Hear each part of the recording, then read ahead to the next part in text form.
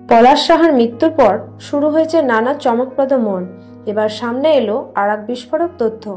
জানা গেছে পলাশ সাহার নামে ব্যাংকে এখনো বিপুল পরিমাণ টাকা জমা রয়েছে, আর সেই টাকাকে কেন্দ্র করে এবার দাবি তুলেছেন তার দ্বিতীয় স্ত্রী।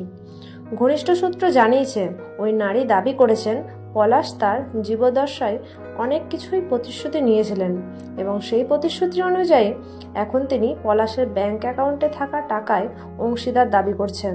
তিনি সরাসরি 2 কোটি টাকার হিসাব তুলে ধরেছেন। তবে এ দাবিকে ঘিরে এখন প্রশ্ন উঠছে, এর পেছনে আসল সত্যটা কি? পলাশ সাহার পরিবার এখনো এ বিষয়ে প্রকাশ্য কিছু বলেনি, তবে সামাজিক মাধ্যমে আলোচনা ছড়িয়ে পড়েছে আগুনের মতো।